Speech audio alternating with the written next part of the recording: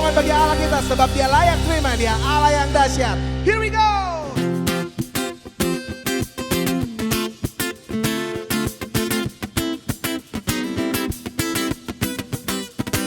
Hey,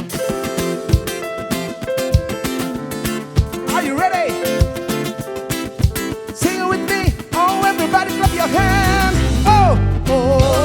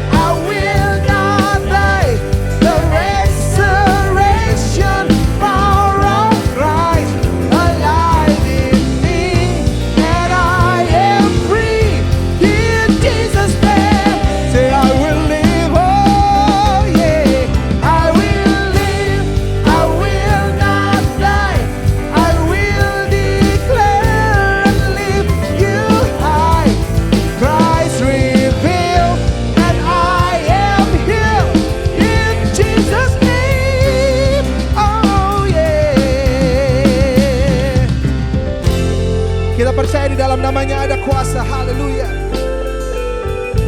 Ada kebebasan, ada kemenangan. Oh, God is fighting for us, yeah, oh yeah. Come on, hey, God is fighting for us.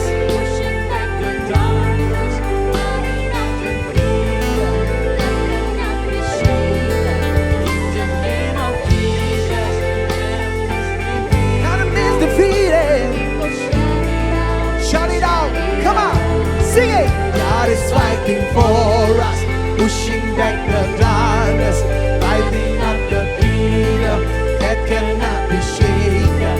In the name of Jesus, enemies defeated, and we will shout it out, shout it out. Sing it! God is fighting for us, pushing back the darkness, lighting up the kingdom that cannot be shaken.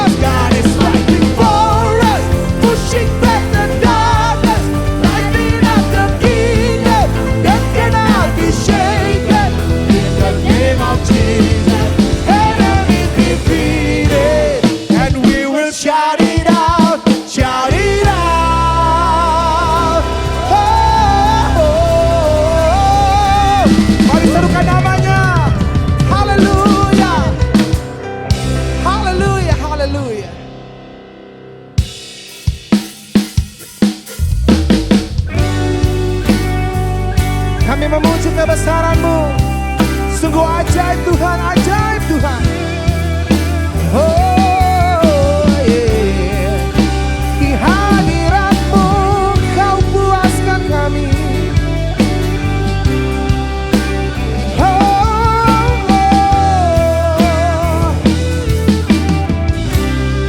Mari sama-sama katakan. Di hadirat-Mu aku bebas. Di hadirat-Mu aku puas. Di hadirat-Mu ada terang kehidupanku, pernyataan kuasa kekuatan-Mu. Ku datang persembahkan lagu di hadapan Rajaku, di hadapan Rajaku. Mari sama-sama naikkan pujian ini, katakan. Di hadirat-Mu aku bebas.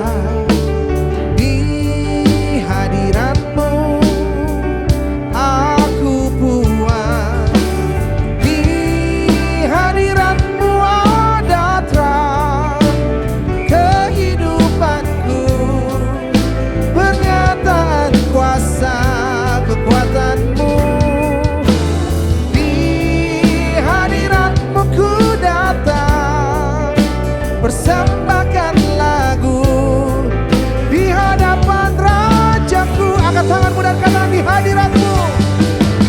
Di hadirat-Mu ada terang kehidupanku, pernyataan kuasa kekuatan-Mu. Di hadirat-Mu ku datang persembahkan lagu di hadapan Rajaku. Oh, di hadapan Rajaku. Oh yeah. Sembah kami berikan, pujian kami agungkan di hadapan-Mu Bapa, sebab Kau layak disembah selama-lamanya. Mari katakan, di hadirat-Mu ada terang kehidupanku, pernyataan kuasa kekuatan-Mu. Di hadirat-Mu ku datang persembahkan lagu di hadapan Raja. Mari sekali lagi katakan, di hadirat-Mu. Di hadirat-Mu ku datang kehidupanku, pernyataan kuasa kekuatan-Mu. Di hadirat-Mu ku datang persembahkan lagu di hadapan Rajaku. Oh, di hadapan Rajaku. Oh, I sing praises to your name. Oh Lord, praises to your name. Oh Lord, for your name is great and worthy to be praised. I sing praises to your name. Oh Lord, praises to your name. Praises to your name. Oh Lord, for your name is great and greatly to be praised. Mari angkat tanganmu, sembah Dia dan katakan pujian ini. I sing praises to your name. Oh Lord, praises to your name. Oh Lord, for your name, come on. For your name is great and greatly to be praised. I sing praises to your name. Oh Lord, praises to your name. Oh Lord, come on, say it for your name, come on. For your name is great and greatly to be praised. Well, I sing praises to your name. I sing praises to your name. Oh Lord, praises to your name. Oh Lord, say for your name, come on. And greatly to be praised. Oh, I sing praises to your name. I sing praises to your name. Oh Lord, praises to your name.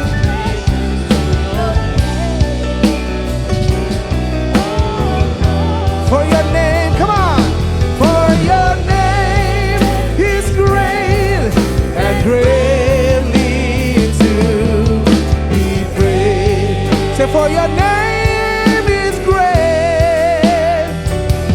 For your name is great and greatly to be praised.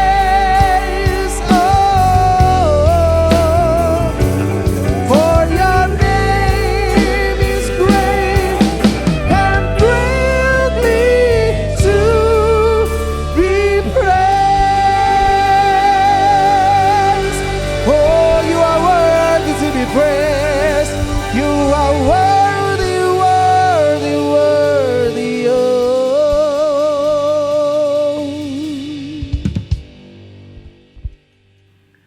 Shalom saudara sekalian, dimanapun saudara berada, saya yakin saudara dalam kondisi yang sehat dan di dalam berkat Allah yang maksimal.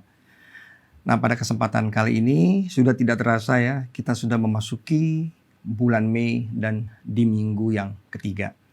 Nah, saya berdoa pesan Tuhan kiranya kali ini akan membuat hidup saudara berbeda.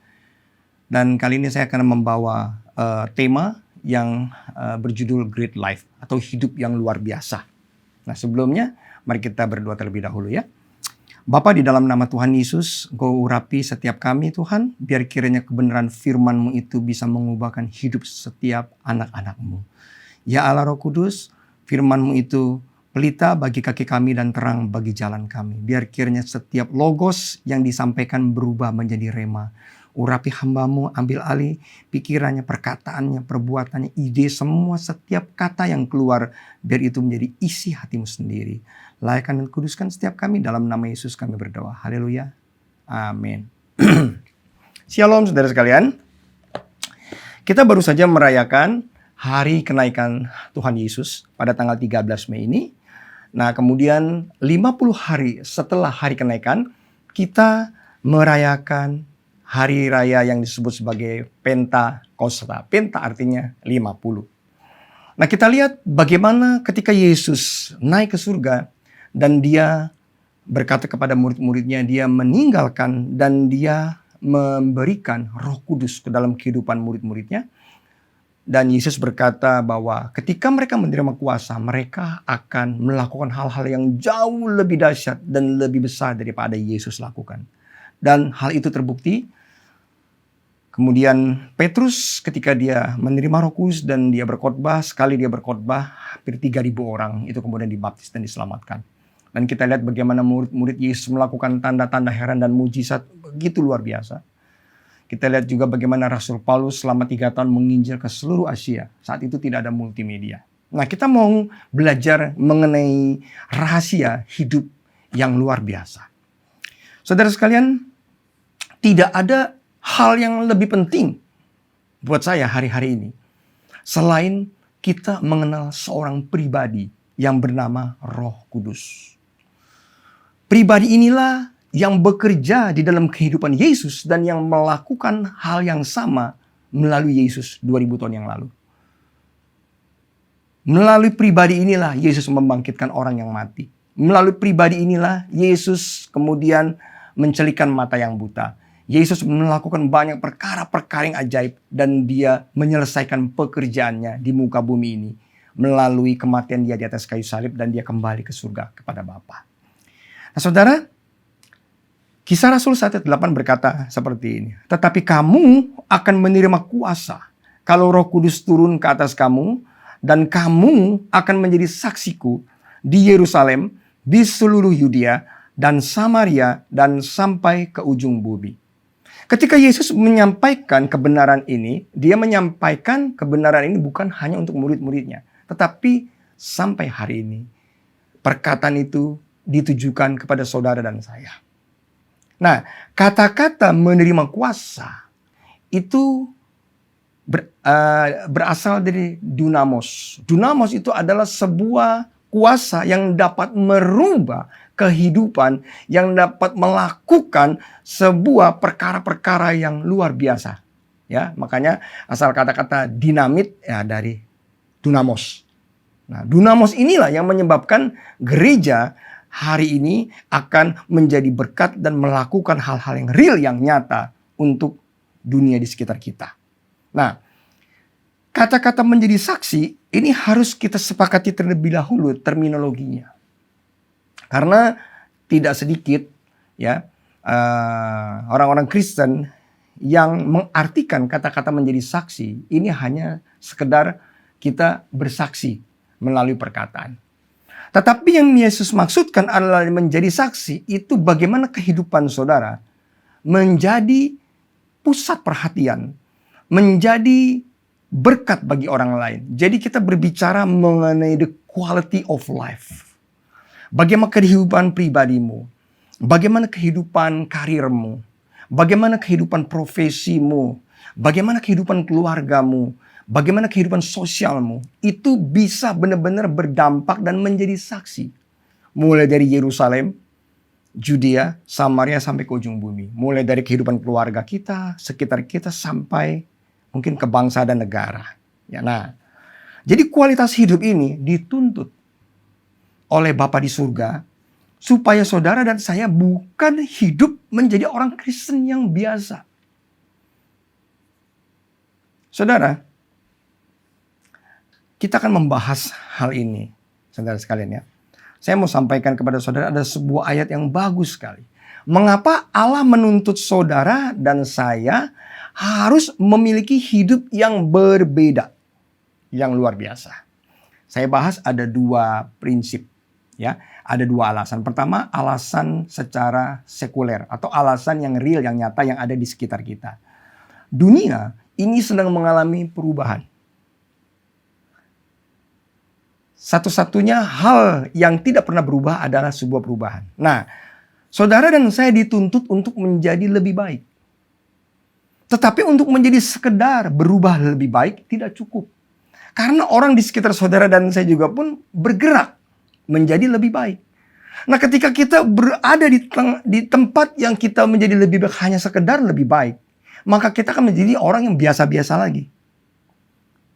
Yang diperlukan adalah hidup perubahan yang dahsyat. Artinya sebuah kehidupan yang mengalami quantum leap. Bukan hanya sekedar bergerak maju, tetapi mengalami sebuah lompatan. Apalagi di tengah-tengah era yang dikenal dengan era new normal. Dunia bergerak dengan begitu cepat, dengan begitu luar biasa, sehingga kecepatan informasi perubahan-perubahan yang ada ini ketika kita tidak mengantisipasi, saudara dan saya hanya akan menjadi sebuah victim atau korban di dalam setiap aspek kehidupan kita. Kita lihat virus COVID, generasi pertama masih ada, sudah ada generasi kedua. Generasi kedua belum selesai, generasi ketiga, mutasi yang ketiga yang sekarang saudara bisa lihat yang ada di India. Tokyo, beberapa negara di Eropa, Yunani, hari-hari ini mereka sedang lockdown. Mereka mau masih ke gelombang yang ketiga. Virus aja terus memperbaharui dirinya menjadi lebih cerdas untuk bisa mengantisipasi semua pengobatan yang dilakukan oleh manusia. Itu virus. Apalagi manusia. Virus ini sebetulnya sebuah makhluk hidup yang paling kuno. Ya, jadi dia bersifat dorman. Dia ketika dia ada di dalam sebuah media yang mati, maka dia akan mati. Tapi ketika dia ada di media yang hidup, dia akan hidup. Makanya virus tidak bisa hidup di tempat tubuh yang mati. Dia hanya bisa hidup, bergerak di tubuh yang hidup, hostnya. Nah, saudara sekalian, kita perlu memiliki sebuah pemikiran-pemikiran yang berbeda. Nah, kita akan bahas kelak ini. Makanya, di dalam Matius yang kelima dikatakan, kamu adalah garam dunia. Kalau garam itu menjadi tawar, dengan apa dia diasinkan selain diinjak-injak orang? Saudara, kehidupan kekristenan yang hari-hari ini tidak bisa menjadi garam atau memiliki pengaruh, memiliki dampak, maka kehidupan saudara dan saya akan diinjak-injak orang, itu pasti. Saudara berada di tengah-tengah lingkungan yang kejam. Makanya Yesus berkata kepada murid-muridnya, dia mewanti-wanti sekali, bahwa kalau kamu mau hidupmu berkenan kepadaku, kamu harus memikul salib. Tuhan katakan, ya, belajarlah daripadaku. Mari kepadaku kamu yang letih, lesu dan berbeban berat. Ya, aku berikan kepadamu kuk, karena kuk atau salib yang kuberikan kepadamu inilah empuk bebanku pun ringan. Belajar. Orang yang gak mau memikul salib, hari-hari hidupnya cuma mengambil jalan singkat, hanya mau enak saja.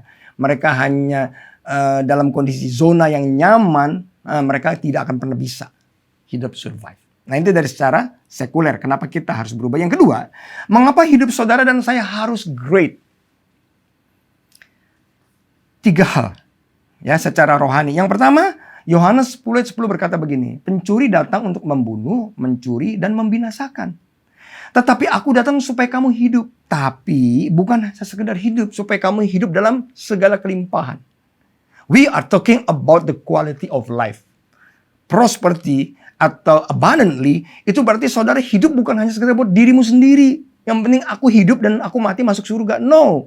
Bagaimana saudara hidupmu bisa dinikmati oleh orang lain? Itu yang pertama. Hidup yang berkelimpahan. Saudara nggak akan pernah bisa menjadi garam dan terang kalau saudara untuk mencukupi dirimu sendiri saja secara ekonomi, secara waktu aja kita nggak cukup. Harus bekerja dari pagi sampai malam. Bagaimana kita jadi berkat untuk orang lain? Nah, saudara harus belajar hari-hari ini hidup dalam segala kelimpahan. Itu janji Tuhan. Makanya kita harus memiliki pola pikir yang berbeda. Yang kedua, kemudian kematian Yesus di atas kayu salib. Ketika dia berkata, it is finished. Itu Yesus berbicara mengenai semua dosa, kelemahan tubuh, kutuk, apapun yang seharusnya saudara terima, kita alami. Itu sudah ditanggung di atas kayu salib. Jadi masa depanmu sudah tersedia melalui kematian Tuhan Yesus. Semua berkat dalam kehidupan saudara sudah tersedia melalui kematian Tuhan Yesus. Cuma cara kita mengaktifasi supaya kita bisa menerima berkat itu, saudara harus mengerti caranya.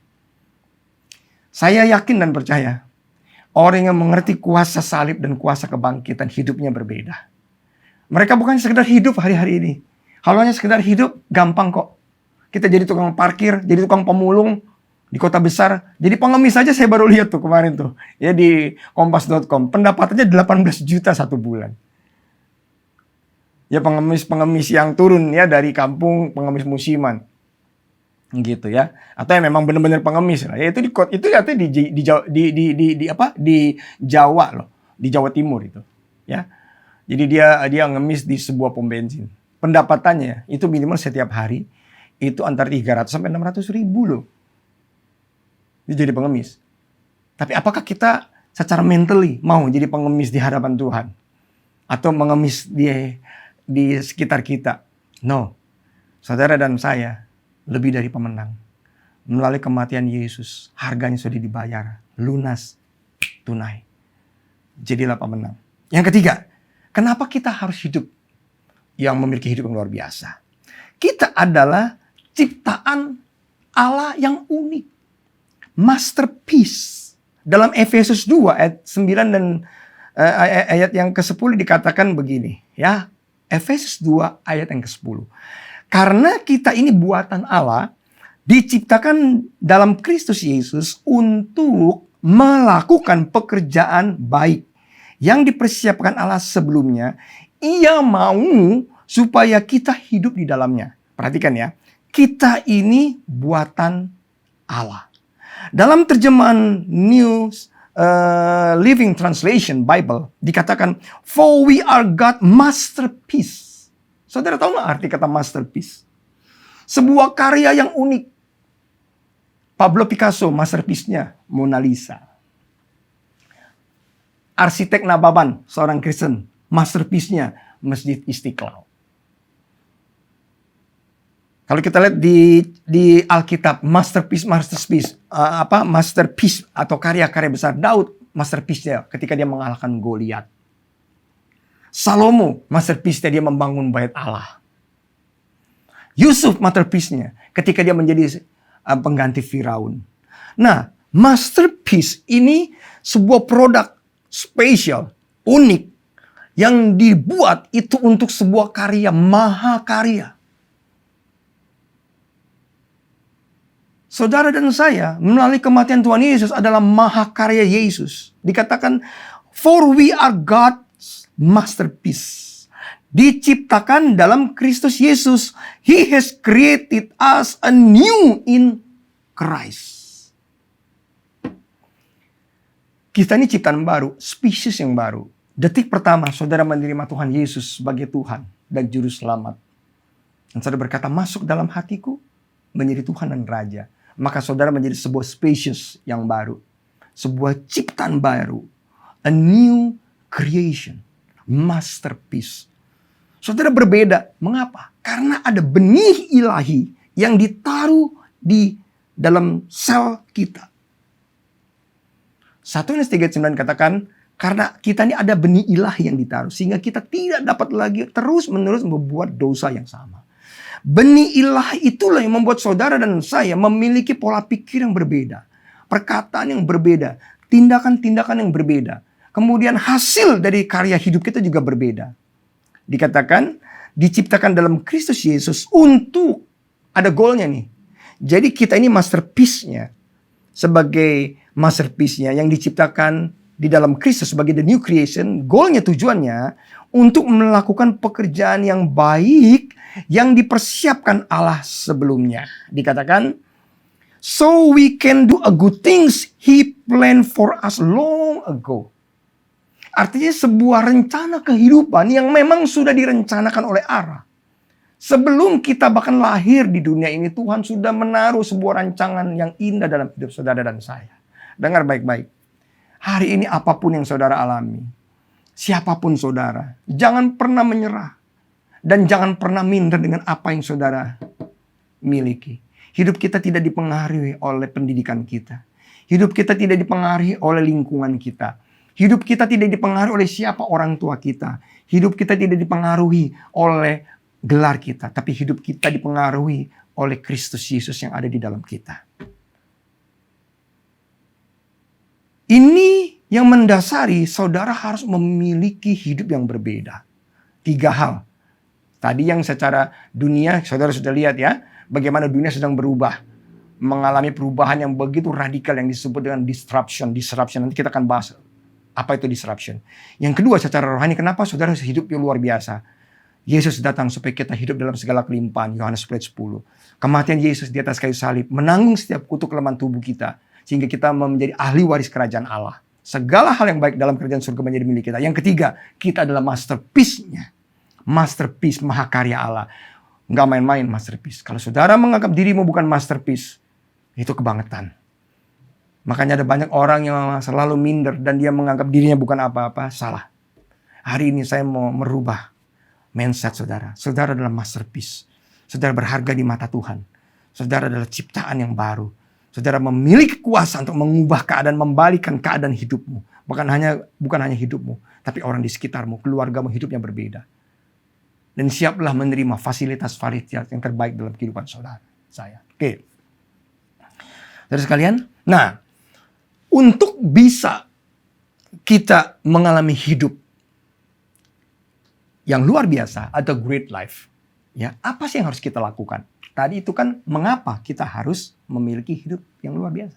Nah, Tuhan memberikan kepada kita sebuah pengertian yang saudara harus belajari.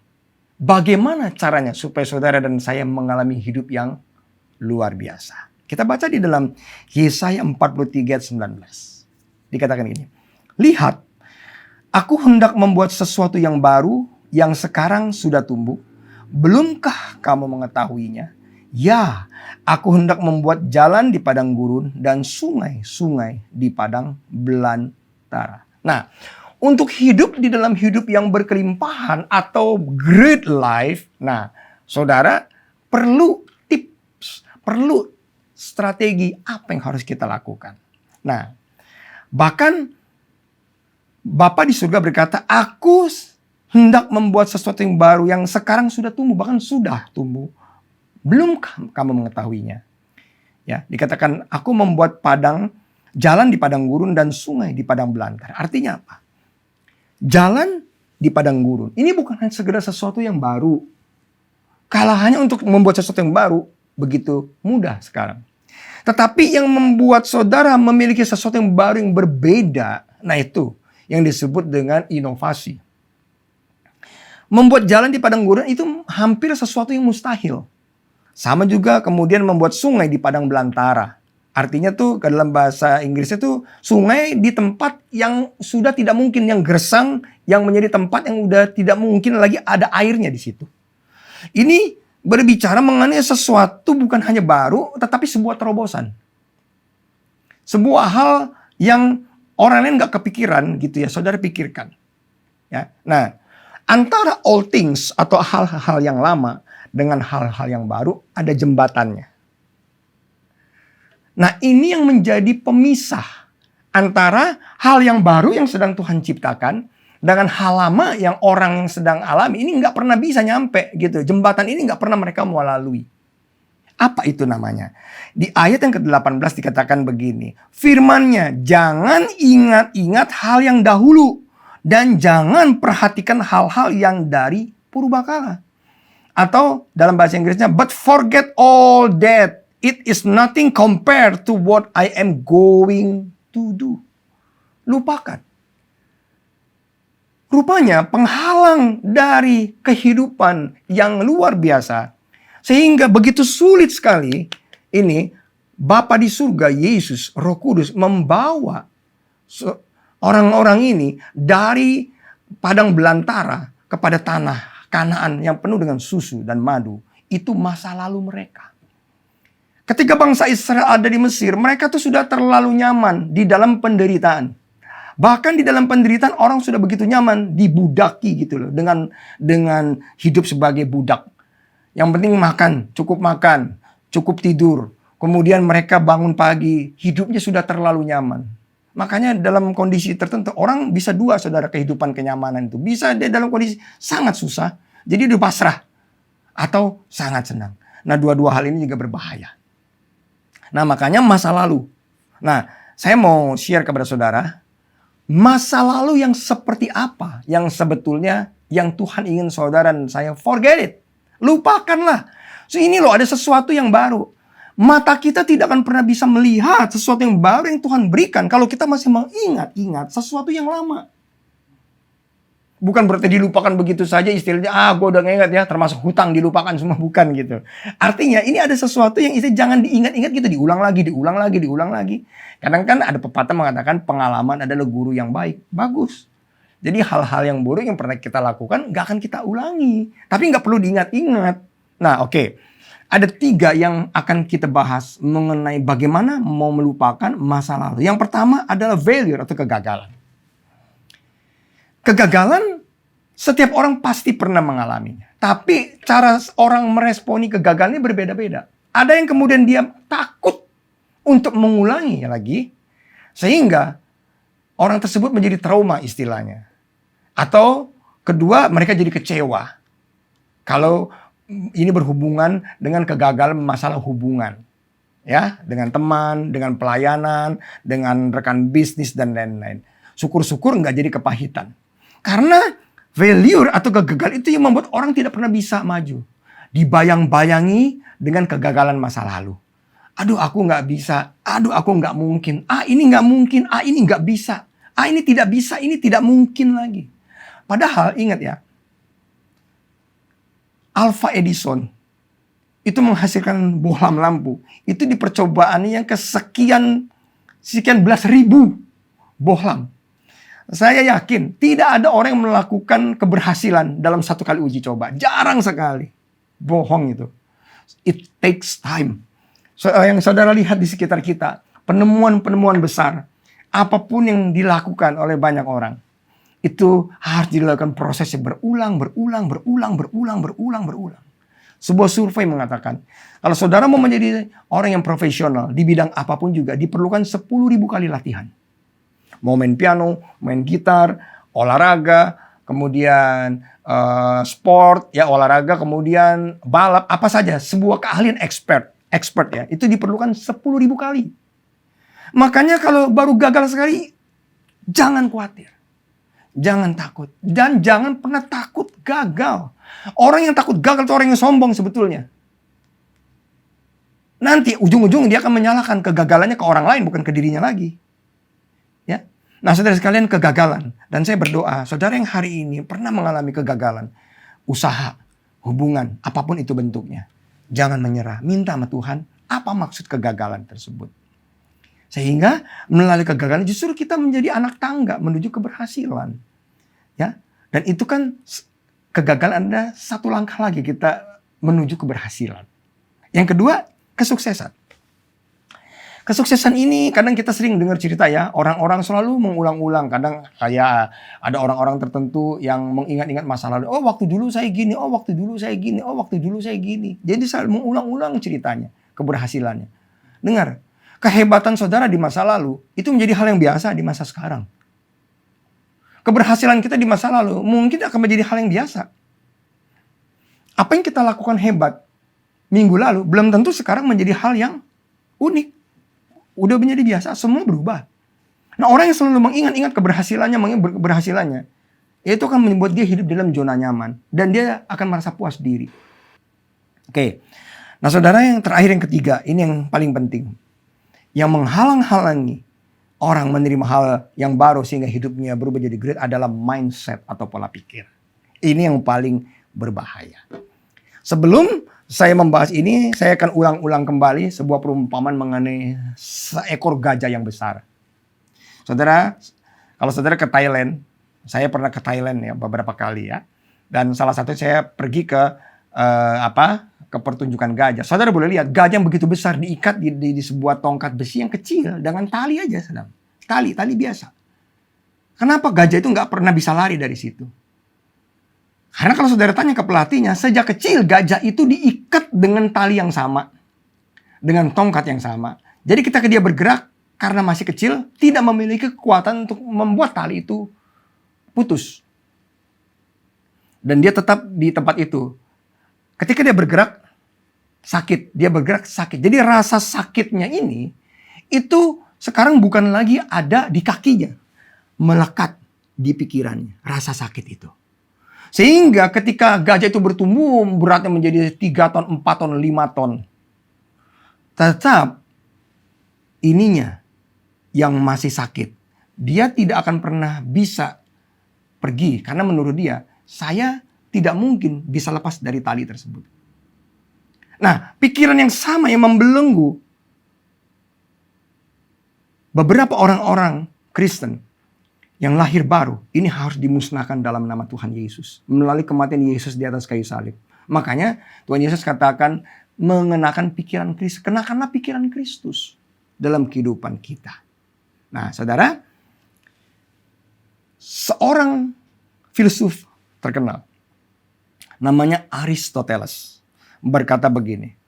Kalau seseorang itu mau berhasil dalam hidupnya, ya, orang-orang yang sukses dalam hidupnya, ya, mereka itu memiliki pola pikir yang berbeda dengan orang-orang biasa. Makanya di Alkitab dulu dikatakan begini ya, hadiah kedua terbesar setelah keselamatan adalah pembaharuan akal budi. Roma 12 ayat 2 ya. Makanya Tuhan katakan kita ini yang telah menerima Kristus, hendaklah kamu mengalami perubahan akal budimu atau mindset. Sehingga kamu dapat membedakan kehendak Allah, apa yang baik, berkenan, dan sempurna. Apa sih itu mindset atau pola pikir? Berkali-kali selalu saya tekankan di dalam sharing saya, bahwa mindset adalah sebuah set atau sebuah rangkaian pikiran yang terbentuk. Ya, jadi kalau ada masalah, karena itu sudah terbentuk begitu rupa, keluarnya outputnya itu lagi, sebuah pola pikir yang sudah terbentuk. Nah, pola pikir ini yang membuat orang mengambil keputusan, tindakan, ketika dia menghadapi masalah. Nah, pola pikir ini dipengaruhi oleh nilai-nilai dalam kehidupannya. Apa yang dia pikirkan, nah itulah orang tersebut. You are what you think. Jadi apa yang ada di pikiran kita, nah itulah dia. Ya. Nah, Tuhan ingin saudara dan saya ini memperbaharui mindset kita di era new normal, cara kita menilai diri kita. Apa yang mau Tuhan inginkan? Cara kita juga menilai orang lain, cara kita menilai Tuhan, cara kita bekerja, cara kita bisnis, cara kita membangun hubungan dengan orang lain, cara kita mengambil keputusan dan lain-lain. Ini harus berubah mindsetnya. Terus kemudian, bagaimana cara mengubah mindset? Ada Roh Kudus, Roh Penolong. Tapi saya akan memberikan kepada saudara gambaran ya. Aristoteles berkata begini, ada dua pola pikir. Ya, ada dua pola pikir orang di muka bumi ini. Di dalam mereka menghadapi sebuah perubahan, dan di dalam mereka melakukan penemuan-penemuan orang-orang yang besar. Dan orang-orang yang biasa. Ini yang membedakan. Yang pertama adalah first principle thinking. Yang kedua, analogi principle thinking. Yang pertama first principle thinking, yang kedua analogy principle thinking. Kita bahas dulu yang pertama. Apa sih first principle thinking? First principle adalah sebuah pola pikir yang berpikir secara mendasar bagaimana sebuah peristiwa itu bisa terjadi. Jadi orang ini berpikirnya begitu rupa seperti perumpamaan kita mengupas kulit bawang. Sampai kemudian kulit bawang itu habis. Jadi kalau dia mau ngebahas sesuatu, dibahas sampai detail, kemudian sampai benar-benar itu apa sih prinsip dasarnya. Apa? Nanti saya akan beri contoh ke saudara. Ya, contoh. Jadi untuk prinsip dasar ini, ya, orang itu jadi dibawa kepada pola pikir yang paling dasar. Oh, itu sebetulnya yang dibutuhkan. Contoh ya.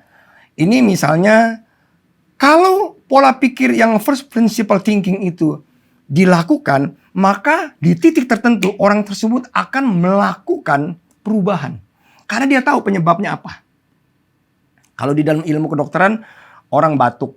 Nggak hanya sekedar dikasih obat batuk.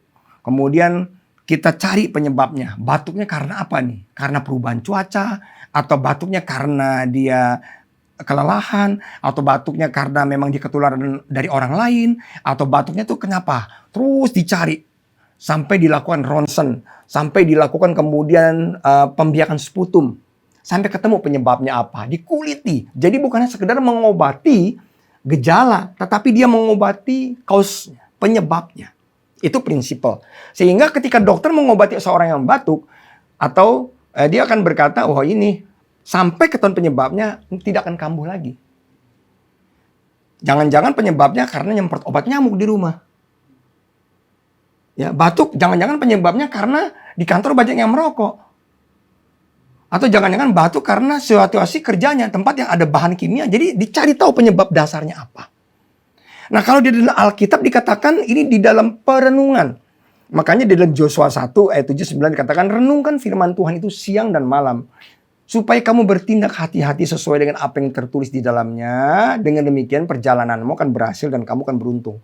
Jadi ini udah diajarin oleh kebenaran firman Allah. Ketika saudara first principle thinking ini kita bisa terapkan bukan hanya di dalam rohani, tapi juga di dalam kehidupan bisnis kita, profesi kita, saya sebagai dokter, itu diterapkan.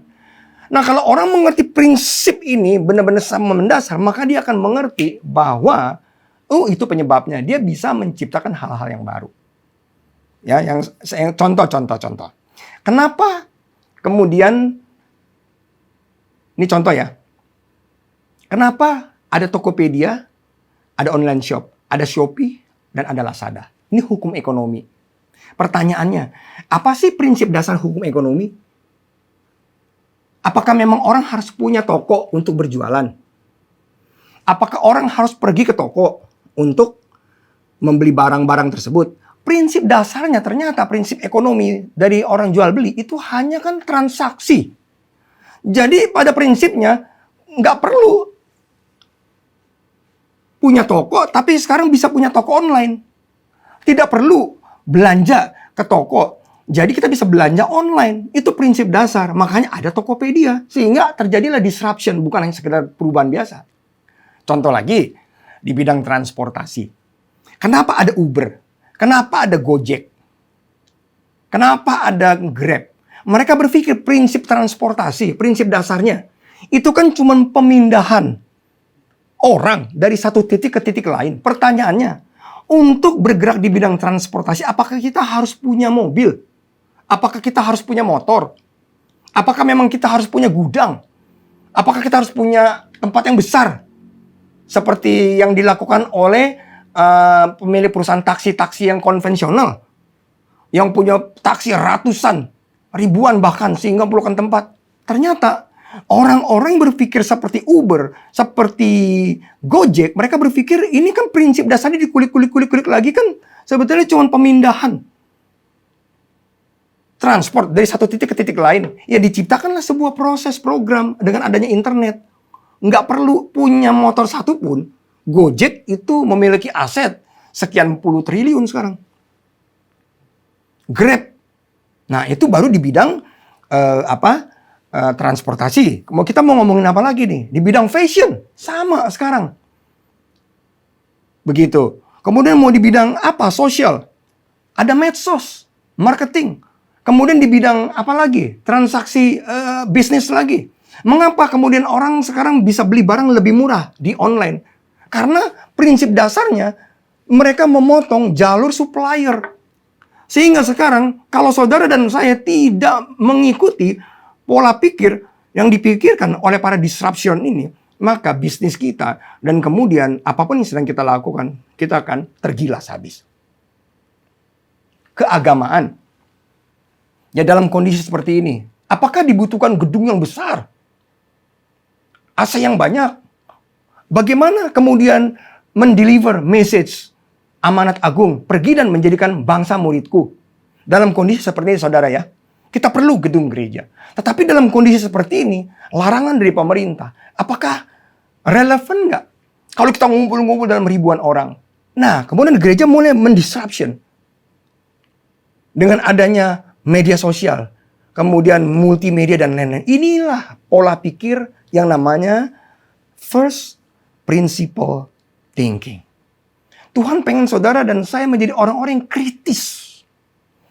Bukan hanya sekedar untuk kita mengikuti orang lain. Nah, yang kedua nih, analogi principle thinking. Kalau tadi itu belajar mengulik sebuah informasi sampai yang paling dasar, sehingga itu khatam, istilahnya khatam. Ya, dia mengerti penyebabnya. Apa yang harus dilakukan. Prinsip dasarnya udah ketemu. Gitu ya. Nah, kemudian analogi principle thinking adalah mereka mengambil informasi dengan mencontoh. Analogi, analog. Diterapkan ke dalam bisnisnya karena dia lihat orang buka hotel. Kemudian orang buka bengkel. Kemudian orang buka restoran. Dia buka dengan ambil sini, ambil sana informasinya tanpa dia mengerti prinsip dasarnya apa. Banyak yang jadi YouTuber, misalnya sekarang nih ya. Prinsip dasarnya apa? Bukan hanya sekedar jadi YouTuber, tapi kontennya harus jelas. Kalau hanya sekedar jadi YouTuber, tapi kontennya nggak jelas, jadi capek kan? Nah, prinsip dasar ini, yang tadi kita katakan, itu seperti orang yang chief membuat resep masakan. Kalau analogi itu adalah, apa ya namanya, kokinya lah. Orang yang masak, ngikutin aja resepnya. Nah, kalau saudara menjadi orang yang analogi principle thinking, saudara tidak pernah mau kritis dan tidak pernah mau memperbaharui pola pikir kita, maka kita akan berdarah-darah di area tersebut. Karena sekali lagi, saudara akan menjadi orang yang biasa-biasa saja. Nggak ada bedanya dengan yang lain. Kita hanya sekedar meniru, comot sini, comot sana, menjadikan sebuah bisnis, kehidupan menjadi lebih baik. Sampai akhirnya, kita nggak ada bedanya dengan mereka. Kita nggak punya dampak apa-apa. Nah, saya berdoa, 2 prinsip ini saudara pelajari betul-betul. Ya. Sehingga ketika kita menerima Tuhan Yesus, ini yang dimaksud kita adalah spesies baru. Kenakanlah pikiran Kristus. Sehingga saudara akan mengalami hal-hal yang baru. Tuhan katakan, belumkah kamu mengetahuinya? Saya tutup, saudara. Profesi saya dokter. Setelah saya mengerti prinsip ini, jumlah pasien, income, kemudian cara saya itu berbeda. Karena saya tahu dokter itu bukan mengobati orang sakit. Dokter itu sebetulnya adalah bagaimana merubah pola hidup seseorang sehingga orang tersebut dijauhkan dari sakit penyakit, pencegahan. Kalau goal dokter hanya mengobati orang sakit, saudara, maka kita akan gagal sebagai dokter. Dokter yang berhasil adalah ketika dokter tersebut bisa mencegah. Contoh, kalau ada orang datang ke saya, penyakitnya hiperkolesterol. Ya. Seorang dokter yang baik, dia harus tahu bahwa penyebabnya apa. Jangan hanya dikasih obat kolesterol tersebut. Pola hidupnya yang dirubah. Gaya hidupnya yang diubah. Nah, saya kan berhasil ketika saya bisa merubah gaya hidup seseorang. Dia tidak lagi makan makanan yang berlemak. Dia tidak lagi kemudian malas berolahraga. Dia tidak lagi kemudian begitu merokok. Nah, ini proses preventifnya ini lebih penting dari kuratifnya. Itu seorang dokter tuh. Jadi saya hari-hari ini bukannya ngobatin orang, tapi saya sibuk dengan bagaimana saya supaya orang tersebut jangan sakit lagi. Kalau perlu orang tersebut bisa lebih sehat dari yang sekarang. Dan seorang dokter pada prinsipnya adalah bisnis jasa. Bukan hanya ngobatin orang. Karena kalau seorang dokter yang punya prinsip hanya ngobati orang, dia buat resep, yang penting penyakitnya sembuh. Tapi tidak pernah membangun jalur komunikasi. Saya memiliki WA ada 2 di HP saya. 1 WA saya khususkan untuk pasien. Anytime pasien bisa WA ke saya. Tetapi saya jawabnya, saya bilang setelah selesai praktek. Kenapa? Karena pasien butuh touching dari dokternya. Jadi kalau sekarang dokter cuma hanya ngobatin orang sakit, saya berani jamin dia nggak akan survive. Sekarang jarang kok orang istilahnya yang datang ke rumah sakit aja takut ke orang berobat kalau nggak kebangetan. Nah, tapi saya yakin dokter yang memiliki hubungan sekedarlah daripada pasien dan dokter, tapi dia memiliki hubungan yang baik dengan pasien, itu dokter tersebut akan direspeki. Nah, makanya di dalam handphone saya WA tersebut khusus buat pasien. Tanya praktek jam berapa, besok praktek nggak, ada keluhan nggak obatnya, terus gitu. Dan sengaja saya tidak serahkan itu kepada asisten saya. Saya di klinik, suster kita ada. Ya ada dokter lain juga di klinik saya. Ya, kemudian saya punya pegawai begitu banyak, ya istilahnya. Tapi saya nggak serahkan ke mereka. Saya lakukan sendiri jawaban itu. Karena saya tahu prinsip dasar dari seorang dokter adalah bukan mengobati orang sakit, tapi kita bisnis jasa, memberikan service, memberikan rasa aman, rasa nyaman, dan bagaimana caranya untuk bisa membuat pasien tersebut pola hidupnya berubah, prevention, bukan hanya kuratif. Saudara, saya berdoa hari ini, saya tantang saudara, seandainya, jangan saudara jawab sendiri ya, saya tutup.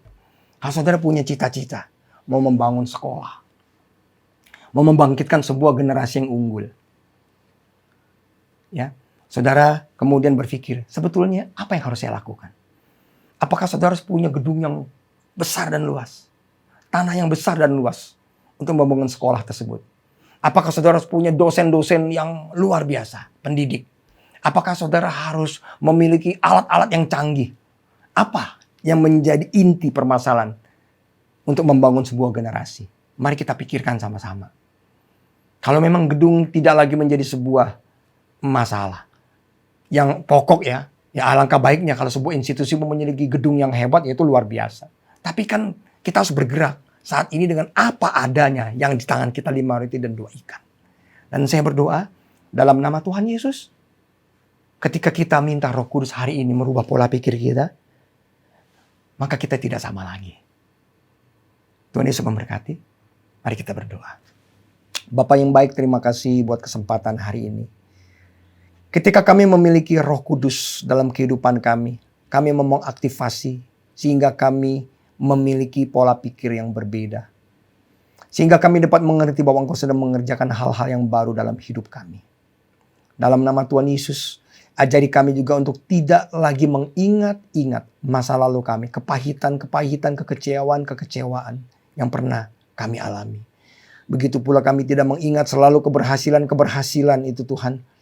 Tapi yang kami lakukan adalah bagaimana kami berpikir ke depan. Seperti Paulus berkata, kami melupakan apa yang di belakang kami dan berlari-lari untuk mencapai satu tujuan. Yaitu bagaimana menyelesaikan kehidupan kami. Untuk menyelesaikan setiap tugas yang Engkau berikan dalam hidup kami. Terima kasih Allah Roh Kudus. Urapi setiap anak-anak-Mu di sini yang mendengarkan kebenaran firman-Mu. Kiranya mereka memiliki pola pikir yang berbeda dan hidup mereka berubah mulai hari ini. Terima kasih. Mari angkat kedua tangan dan terimalah. Biar kiranya berkat yang terbaik dari Allah Bapa. Kasih setia anugerah daripada Tuhan Yesus yang membuat engkau dan hidupku dan seisi keluargamu, seisi keluargaku hidup yang luar biasa. Have a great life. Terima kasih Tuhan Yesus. Di dalam nama Tuhan Yesus, hamba-Mu berdoa dan mengucap syukur. Haleluya. Amin. Sampai berjumpa saudara sekalian. Dan Yesus memberkati.